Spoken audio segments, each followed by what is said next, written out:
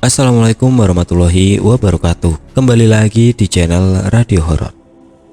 Untuk kisah kali ini ada sebuah cerita yang ditulis oleh akun Twitter yang bernama @freddy_raskin. Dan untuk kisah yang akan saya bawakan kali ini yaitu sebuah kisah yang berjudul Lepas dari Hutang. Sebelum kita masuk ke ceritanya, tekan dulu tombol like video ini dan jangan lupa tekan juga tombol subscribe channel ini dan nyalakan juga lonceng notifikasinya agar teman-teman tidak ketinggalan cerita-cerita baru dari channel ini. Dan bagi teman-teman yang ingin membaca langsung ceritanya, nanti silakan saja kunjungi linknya yang nanti akan saya sertakan di kolom deskripsi. Dan jangan lupa follow juga akun Twitter penulis. Dan seperti apa untuk kisah kali ini? Langsung saja kita simak berikut ini.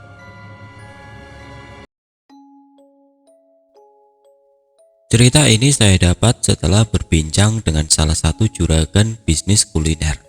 Karena penasaran, saya mencoba menanyai apa resepnya sehingga bisa sedemikian sukses. Ternyata alurnya cukup panjang. Selain perjuangan keras tentunya, ternyata ada cara yang tidak biasa yang dia lakukan.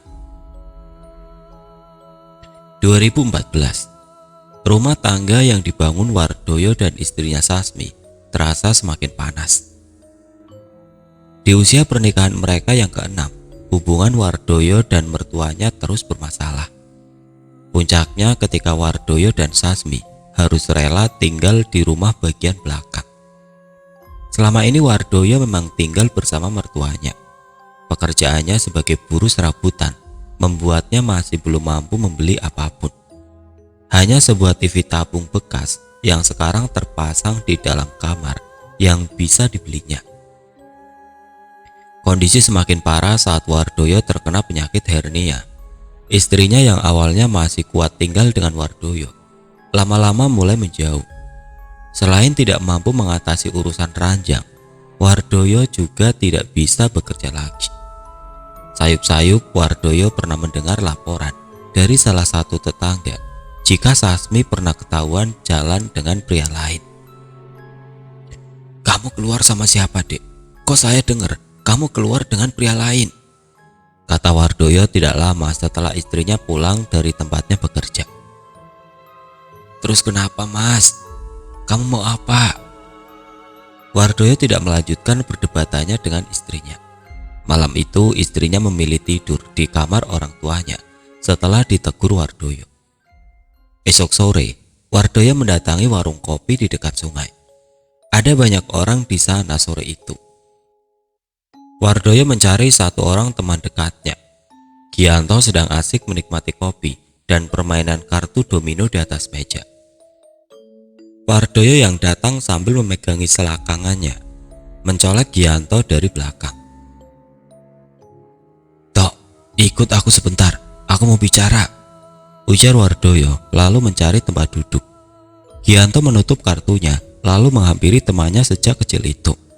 Tanpa basa-basi, Wardoyo langsung menceritakan pokok masalah tentang rumah tangganya yang semakin memburuk karena kondisi kesehatan.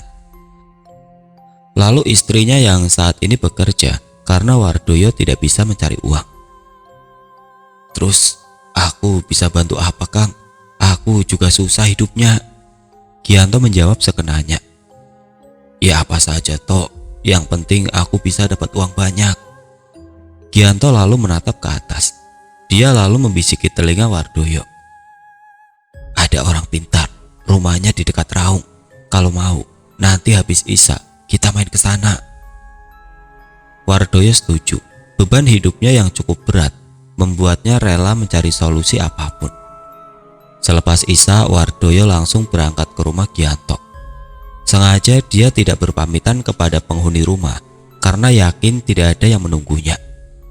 Sesampainya di rumah Gianto, Wardoyo langsung mengetuk jendela kamar, memberi sinyal pada Gianto jika dirinya sudah datang. Gianto yang mengetahui kedatangan Wardoyo lalu meminjam motor milik keponakannya. Rumah Ki Karmono berada jauh di dusun terakhir kaki Gunung Raung. Motor GL tua yang ditumpangi Gianto dan Wardoyo terseok-seok di jalanan berlumpur ketika melewati hutan karet.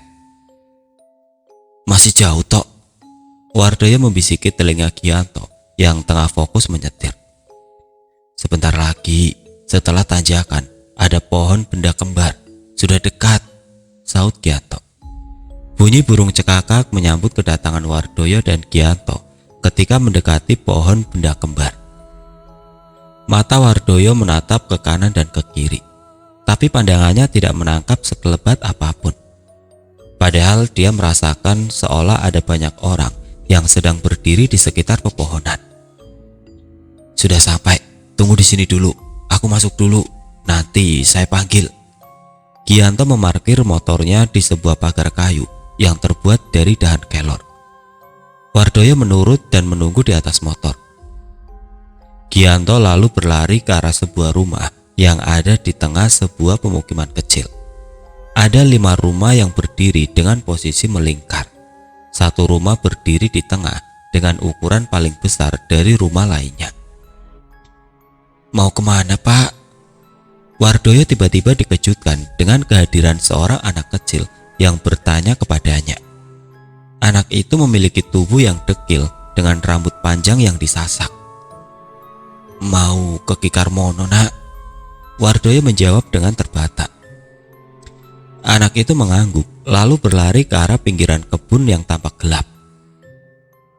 Kamu tak panggil dari tadi, kok diam saja, Yok? Wardoyo kembali dikagetkan dengan Gianto yang tiba-tiba sudah berdiri di hadapannya. Tadi ada anak kecil, sekarang kamu yang mengagetkan aku. Wardoyo menyambut sambil mengikuti langkah Gianto. Seperti sudah terbiasa, Gianto langsung masuk ke dalam rumah yang berada di tengah pemukiman. Di ruang tengah, sudah ada seorang pria berusia 50 tahun duduk di kursi penjalin dengan hiasan udeng kepalanya. Pria itu tersenyum, lalu mempersilahkan Wardoyo dan Gianto duduk di depannya. Wardoyo melirik sekeliling ruangan. Rumah itu mirip dengan bangunan pedesaan era 70-an. Ada satu set kursi penjalin di ruang tengah dengan sebuah dipan kayu di sebelahnya. Yang tampak mencolok adalah beberapa keris yang dipajang di atas semua pintu rumah. Duduk, Nak. Ki Karmono kembali meminta Wardoyo untuk duduk. Tidak lama istri Ki Karmono keluar membawa 2 gelas kopi dan secangkir teh panas. Wardoyo lalu menceritakan permasalahan hidupnya kepada Ki Karmono. Semua hal yang selama ini mengganggunya diceritakan sedetail mungkin. Ki Karmono mengangguk, kemudian beranjak masuk ke dalam kamar. Setengah jam berlalu, Ki Karmono keluar kamar sambil menggenggam sebuah keris. Benda itu ditaruhnya di atas meja. Begitu menyentuh meja, keris dengan luk 5 itu langsung berdiri dengan posisi ujung di bawah. Sekarang, permintaanmu apa? Wardoyo sempat menoleh ke arah Gianto, sebelum kemudian menunduk ke antara sela kakinya. Saya pengen kaya, Ki, ingin punya banyak uang. Wardoyo berkata lirih. Permintaan itu langsung disanggupi Ki Karmono. Dia paham jika Wardoyo tidak mungkin mampu melakukan pesugihan dengan tumbal, melihat kondisi Wardoyo sendiri yang tampak kesulitan. Aku ada cara mencari uang, bukan pesugihan, tapi kamu harus cari uang sendiri, jawab Ki Karmono. Wardoyo tampak sumringah mendengar solusi yang diberikan Ki Karmono, sebuah cara mencari uang tanpa lelaku pesugihan. Iya, Ki, saya mau. Wardoyo mengangguk setuju. Ki Karmono memberikan Wardoyo cara mencari uang dengan berdagang sate gagak. Sebelum memulai ritual, Wardoyo diminta puasa muti selama 8 hari. Selama itu Wardoyo diminta untuk menahan diri agar tidak marah dan tidak bergaul dengan istrinya.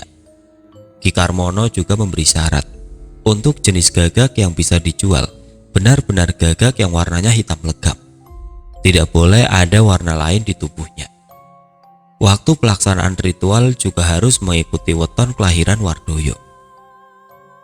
Usai mendengar persyaratan itu, Wardoyo kemudian pamit untuk pulang. Sebelum keluar dari pintu, keris milik Ki Karmono mendadak terjatuh, menandakan kesepakatan telah terjadi. Wardoyo dan Gianto pun kembali ke desa. Singkat cerita, Wardoyo berusaha mempersiapkan waktu ritualnya dengan sebaik mungkin. Selasa Pon, sesuai wetonya akan datang 2 purnama lagi. Wardoyo mengajak Gianto berkeliling ke pasar hewan untuk mencari burung gagak cemani. Pasar-pasar hewan di daerah Bondowoso, Situbondo, Banyuwangi, hampir tiap minggu mereka sambangi. Tapi hasilnya nihil. Burung-burung gagak yang mereka temui tidak ada yang sesuai dengan syarat yang diajukan Ki Karmono. Wardoyo yang tidak punya penghasilan, mau tidak mau membebankan semuanya kepada temannya, Gianto. Mulai dari ongkos bensin berkeliling pasar-pasar hewan, sampai makan mereka selama pencarian. Sabar sebentar ya Tok, nanti kalau sudah ada hasilnya, kamu saya bagi. Gianto hanya bisa menarik nafas. Sampai hari ke-40 pencarian, upaya Wardoyo dan Gianto masih nihil. Keduanya lalu beristirahat di dekat salah satu pasar burung. Bagaimana Yok, kalau begini caranya bisa gagal? Sudah habis biaya banyak lagi. Wardoyo yang mendengar keluhan Gianto hanya bisa menggaruk kepala. Dilepasnya kopiah hitam miliknya, lalu dikipaskannya ke lehernya. Saya juga bingung Yok, saya pikir mudah mencari gagak. Gianto dan Wardoyo terus berdebat siang itu. Mereka hanya punya waktu seminggu lagi jika ingin mengejar ritual dalam waktu paling dekat. Di tengah obrolan keduanya, ternyata ada seorang pedagang buah yang diam-diam mencuri dengar. Cari burung kah Pak? Gianto menoleh ke arah orang itu. Tubuhnya gemuk dengan kaos tanpa lengan bergambar partai. Iya Mas, kamu punya gagak hitam legam gak? Kata Gianto. Kalau di sini sulit Pak, coba besok saya carikan di Bali. Kamu beri saya nomor HP-mu saja. Gianto kemudian memberikan nomor HP-nya kepada pedagang buah bernama Busairi itu. Setelah itu, Gianto dan Wardoyo masih berkeliling lagi hingga maghrib sebelum akhirnya pulang ke rumah. Esok harinya, Gianto mendapatkan telepon dari Busairi. Gagak hitam sesuai ciri-ciri yang disebutkan oleh Gianto ada di salah satu pasar burung di daerah Denpasar. Pemilik burung meminta harga 4,5 juta untuk burung itu. Sebentar Mas, saya berunding dulu dengan teman saya, sahut Gianto dari balik telepon. Busairi mengiyakan. Dia mengatakan bisa mengantar Gianto ke penjual burung gagak jika memang cocok dengan harganya. Gianto langsung meluncur ke rumah Wardoyo setelah mendengar kabar itu. Di jalan, sebelum tiba di rumah Wardoyo, Gianto sempat melihat Sasmi naik mobil dengan Sukardi. Gianto melirik sebentar, lalu melanjutkan jalannya ke rumah Wardoyo. Yuk, burungnya sudah ada. Gianto berteriak di pintu belakang rumah. Wardoyo kemudian membuka pintu dengan tangan lemas. Dengan wajah lesu, dia lalu menyuruh Gianto duduk di ruang tengah rumah. Kamu kenapa Yok? Kok lemas? Tanya Gianto sesaat setelah duduk. Sasmi Tok, Sasmi sekarang sudah berani keluar sendiri. Wardoyo menyambut sambil memegangi dahinya. Gianto akhirnya paham kenapa temannya itu tampak lemas. Ternyata desas-desus istri Wardoyo yang sudah berani bermain serong itu benar. Wes, sekarang tinggal niatmu, kamu kuatkan. Burungnya sudah ada, tinggal kamu mau berusaha lagi atau tidak. Ucapan Gianto membuat Wardoyo akhirnya kembali mengangkat wajah. Gianto lalu menjelaskan di mana burung itu berada dan berapa harga yang harus dibayarkan. Mendengar besarnya harga yang diucapkan Gianto, Wardoyo sempat gentar. Selama penyakit menyerangnya, Wardoyo hanya menggantungkan hidup kepada mertua dan istrinya. Tidak ada uang sama sekali di kantongnya. Karena itu, dia hanya pasrah ketika Sukardi membawa istrinya keluar rumah. Kalau puasa, aku masih kuat Tok. Tapi kalau uang, aku tidak punya. Wardoyo lemas lagi. Karena sudah kepalang dengan situasi, akhirnya Gianto menawarkan bantuan sekali lagi. Dia meminjamkan BPKB motornya untuk bisa mendapatkan uang. Tapi Gianto mengatakan jika semuanya adalah hutang yang harus diganti ketika ritual sate gagak berhasil nanti. Wardoyo setuju, bahkan dia berjanji akan membayar hutangnya 2 kali lipat setelah berhasil melewati ritual nanti. Tidak menunggu lama, sore harinya BPKB Gianto sudah berubah menjadi uang. Malam itu juga mereka berdua berangkat ke Bali. Bu Sairi yang saat itu berada di Bali langsung mengantarkan ke rumah penjual gagak. Jam di Bali masih menunjukkan pukul 4 subuh. Tapi Wardoyo yang sudah terlanjur bulat niatnya memilih terus melanjutkan rencananya membeli gagak itu. Setelah pukul 5, penjual gagak baru membuka pintu rumahnya. Akhirnya jual beli terjadi. Harga disepakati, pemilik melepas gagak miliknya dengan harga 4 juta. Gianto memberikan uang 500.000 sebagai uang terima kasih karena sudah membantu mencarikan burung sesuai dengan yang dicari. Setelah cukup beristirahat, sore harinya mereka kembali ke Jawa. Wardoyo langsung memulai ritual puasanya beberapa hari setelahnya. Agar tidak menimbulkan kecurigaan, burung gagak disimpan di rumah Gianto sampai hari ritual tiba. Di rumahnya, ujian-ujian emosi mulai melanda Wardoyo. Sasmi sering pulang malam. Sukardi mengantarnya sampai ke depan rumah. Padahal di rumah bagian depan tinggal mertua Wardoyo. Tapi karena kedua mertuanya seolah menyetujui Sasmi dan Sukardi, mereka tidak pernah menegur. Wardoyo ingin marah, tapi dia tidak bisa apa-apa. Pendek cerita, Wardoyo akhirnya berhasil menyelesaikan puasanya. Tibalah malam ketika dia harus mulai berjualan sate gagak. Sesuai pesan Ki Karmono, Wardoyo harus mencari tempat yang jauh dari pemukiman dan akar. 8 tusuk sate gagak mentah disiapkan Wardoyo di dalam kresek. Tidak lupa dia membawa selembar uang 50.000 sebagai contoh dalam berdagangan nanti. Darah gagak yang masih segar disimpan di wadah bekas kecap sebagai bumbu satenya. Sekitar pukul 10 malam, Wardoyo mulai berjalan keluar dari kampung. Suasana yang sepi membuat Wardoyo leluasa berjalan sambil membawa perlengkapan. Jalur yang pertama kali dilaluinya adalah area persawahan. Tidak ada penerangan sama sekali di sana. Cahaya bulan remang-remang dan cahaya lampu dari korek api yang menjadi penerang perjalanan Wardoyo. Saat melewati galengan sawah, Wardoyo sudah mulai merasakan sesuatu yang aneh. Langkah kakinya seolah diikuti banyak langkah kaki. Padahal tidak ada orang lagi di belakangnya. Wardoyo mempercepat langkah kakinya. Bunyi besi bakaran sate bergesekan nyaring ketika Wardoyo mulai berlari. Di ujung area persawahan ada sebuah sungai kecil yang dikelilingi pepohonan nangka. Setelahnya ada jalan menanjak menuju sebuah pemakaman kuno. Kaki Wardoyo berjalan perlahan melewati sungai selebar 3 meter itu. Airnya hanya setinggi betis, tapi gelapnya jalan membuat Wardoyo tidak berani gegabah. Apa itu? Apa itu? Apa itu, Om? Bulu kuduk Wardoyo berdiri. Ada suara anak kecil yang seolah muncul dari balik kegelapan. Langkah kaki kembali dipercepatnya. Sebelum menapak ke daratan, Wardoyo sempat merasakan ada suara nafas panas di balik telinganya. Wardoyo langsung berusaha berlari lebih cepat. Hingga akhirnya tempat berjualan yang dituju Wardoyo mulai terlihat. Ada sebuah pondok kecil yang di tengahnya ada sebuah makam kuno. Wardoyo berencana berjualan di sana. Sesuai perintah Ki Karmono, Wardoyo melepas semua bajunya sejak 7 langkah sebelum tiba di lokasi.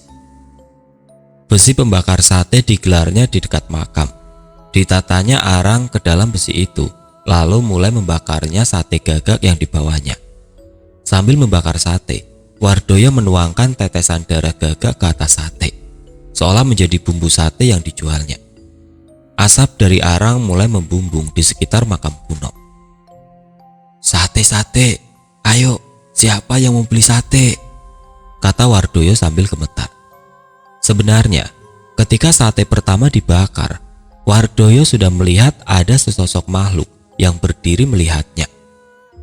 Karena posisinya yang jauh, Wardoyo tidak bisa melihat dengan jelas sosok makhluk itu. Perlahan sosok itu mulai mendekat ke arahnya. Bau harum tercium di antara kuatnya bau asap. Tangan Wardoyo kembali gemetar. Jelas-jelas belum pernah seumur hidupnya dia berurusan dengan bangsa lelembut.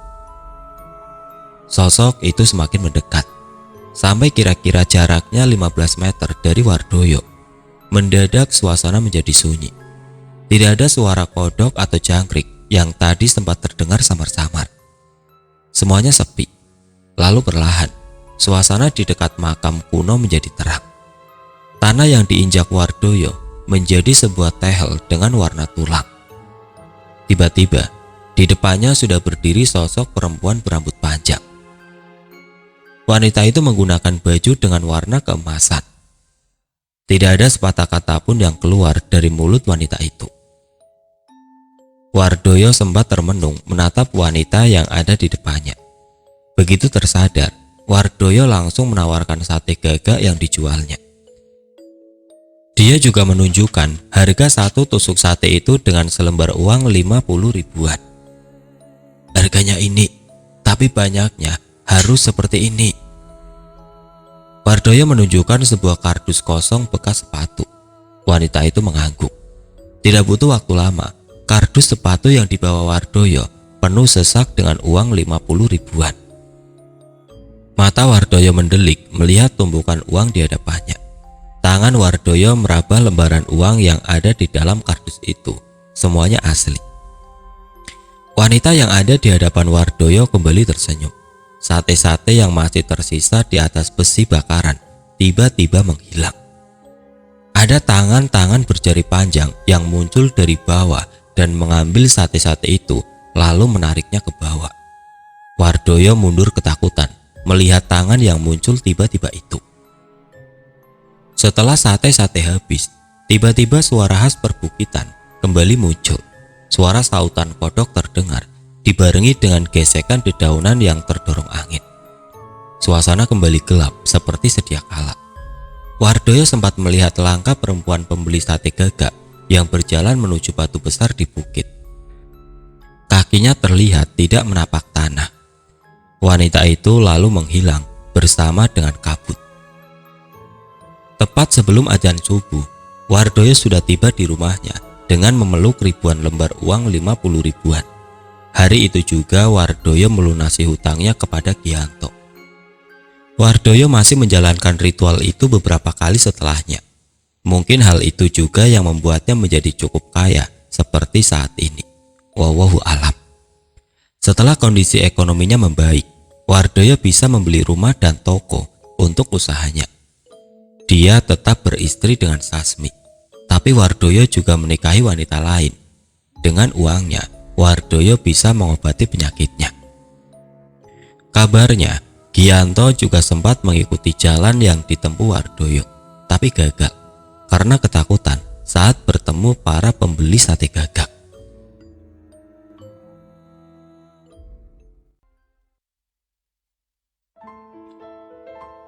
Oke teman-teman, sekian untuk cerita kali ini. Semoga apa yang sudah saya sampaikan dalam kisah ini dapat dijadikan pembelajaran untuk kita semua. Dan bagi teman-teman yang baru bergabung, jangan lupa untuk like, komen, share, serta subscribe channel ini. Dan nantikan kisah-kisah horor berikutnya tetap di channel Radio Horor. Wassalamualaikum warahmatullahi wabarakatuh.